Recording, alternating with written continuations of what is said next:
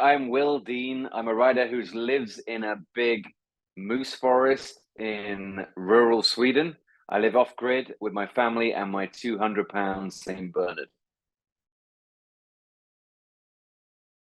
I think growing up, I wanted to be the boy in Danny the Champion of the World by Roald Dahl.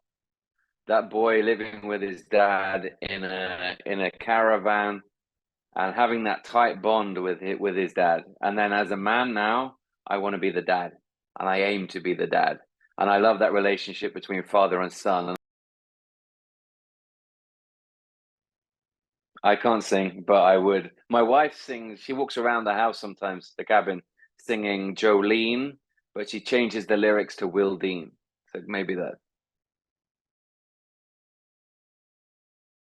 I was in Vietnam, I don't know, 10 years ago, with my wife, and we had goat's udder, which they described as goat tit. They were like, "Do you want to eat some goat tit?" And we were like, "We're not sure." But we had it. It was not good. And then we had the chicken feet. That was a little better. Oh man, so many. I mean, thousands. It's difficult to pin one down. I've had one offline though, where I live miles away from civilization. I had someone turn up here wanting to. They had two copies, two books of mine, and they wanted to. I don't know what they wanted. They wanted to talk about books. They wanted me to sign their copy. I don't know what they wanted. I don't know how they find me, but I wasn't here. I was in Hong Kong, doing a book event. My wife was here. That was weird. That was the weirdest thing that's ever happened. I think it would be maybe it would be Paddington Bear. He likes marmalade. He likes trains. He's based in London now. I like London. He seems like a pretty chill guy as well. He's not too hyper, so I think I could hang out with him for a while.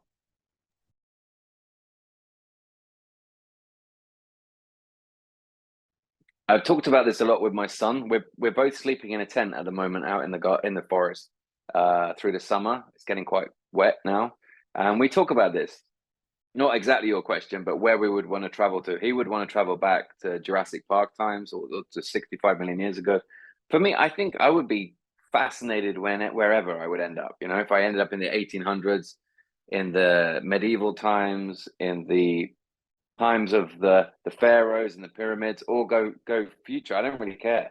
I think that's the whole thing about having a writer brain is you're just fascinated by kind of everything, and you want to talk to people. So I would get out of that time machine, try and figure things out, talk to people. That would last like a day or two, and then I would probably withdraw into the nearest forest.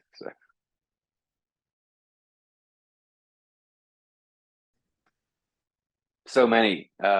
I'll watch Jaws again. I'll watch Alien again. I'll watch The Shining again. I love rewatching these things, especially those like 2001: Space Odyssey. Anything where I can go deep and rewatch it and pick up details that I missed the first time. Honestly, for me, it's just to be a better writer. That's what I'm all about. Just hiding in the woods, squirreling away, trying to read great fiction, trying to write better. That's all I want to do.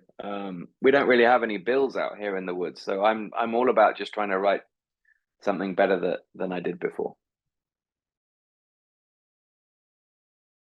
I like a cold beer at the end of a long day. Simple as that. I've got a shack where I write. It's even deeper in the woods. I go there with my dog. I like to sit there and kind of listen to the rain and have a beer. I don't think so. I don't really believe in them. I think that's not a way to live your life. I try and take like small pleasures and little things. I don't think I have a guilty pleasure. Maybe like killing off fictional characters in books. I get a kick out of that. I get a kick out of scaring readers. Maybe that's a guilty pleasure.